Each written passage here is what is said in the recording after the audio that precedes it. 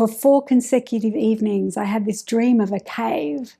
And on the 4th evening, I woke up and I said, where is this cave? And I got given an answer straight away. I was told it was in Greece.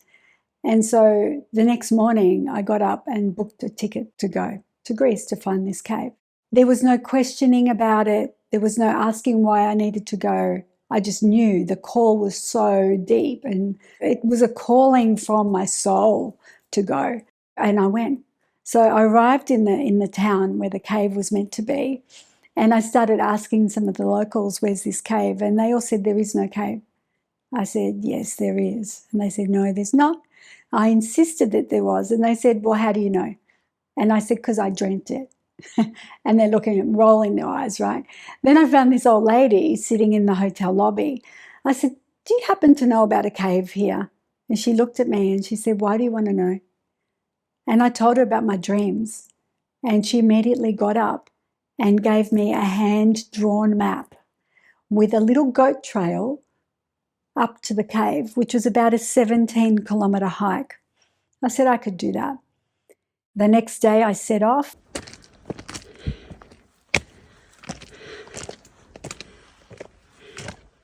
I found that cave. And when I found that cave, every hair on my body stood up because it felt familiar. And I kept saying the words, I am here, I am here. But it wasn't me saying those words. When I entered the cave, I looked around. It was massive. It was bigger than I'd ever anticipated. I've never been into caves. I walked in this cave and it was inviting me to go into the very belly, right at the back of this cave. It was huge, it was dark, it was damp. So I climbed over all the rocks and eventually got right to the back of the cave. And when you were right at the back, you could not see the entrance. There was no light physically at the back of the cave. And all of a sudden I saw these rainbow colours everywhere, but they were colours so vivid that I had never seen before. So I put my hands in front of my eyes to see if it made any difference, whether I could see the colour or not. And it made no difference at all. It was just this multi-colours everywhere, so vivid. And I was like, what is that? And then I just discounted it. And I sat and decided to just be still and meditate. And as I sat there quiet, I could feel the cave just breathing with me, just literally expanding and contracting around me. And it was so serene. At no point during that hike or being in there by myself did I ever feel afraid. It was just amazing. And then after about an hour, I said out loud, I've brought you a gift. And I had brought a tiny amethyst with me to offer the cave. And then I heard a voice say, I want the green heart. And I tilted my head. I said, what? Because I thought I was making it up. And I heard it again, I want the green heart. Now in my backpack, I had a large green opal crystal that I used for meditation.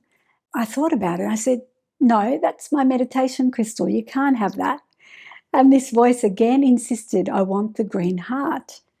So I put my torch on my phone. I took the green crystal out. I held it in my hands and I could feel this tearing in my heart because it was like, this is something that belonged to me and I had attachment to this thing. And I was questioning, these attachments that we have that then own us. And then in an instant, I just said, you can have it.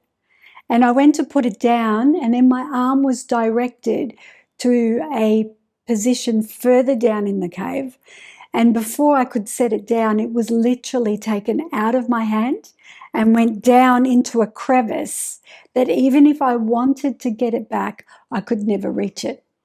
Now I got scared because the sound of that crystal making its way down was quite loud. The echo was huge. And now I was aware that there was a presence in the cave. I sat down, my heart was pounding. I put my hands on my heart and I focused on just calming myself down. And I said out loud, I'm scared. And then this voice said, there is no need to fear. We are here. And I thought to myself, you know what? I don't even want to know who you are. I just don't want to be scared right now. So I put my hands on my chest and I was just focusing on calming myself down. And then when I stopped and I put my hands down on my knees, I held them up in a prone position. All of a sudden, every cell in my body started tingling. And then my hands went pins and needles times 1,000. It was full on. And I sat there and I said, I don't understand what's happening right now, but I'm just going to say thank you, because then I'm not going to get scared. So I had my eyes closed and I just kept breathing and saying thank you, thank you. And it was like that for about 15 minutes. And then it just stopped. And I sat there quietly and I said, okay, so what was all that about? And the voice said, now your healing work begins. And I said, what do you mean? And the voice said, now you carry the frequency of the light of the heart of all there is. And I said, I think you've got the wrong person. I'm not a healer. I don't do that stuff. And the voice said, it's not you that will do the work. It is the light. Wherever you are called, you must take the light. The light will do the work. You just need to be. And I just cried and surrendered, and every hair on my body stood on end, knowing that I was hearing the truth of what I'm here for. And so I know my purpose, I know my path, totally unrecognizable to the life I had been living. Very difficult to talk about it. How do you describe I am a vessel for the light in the world?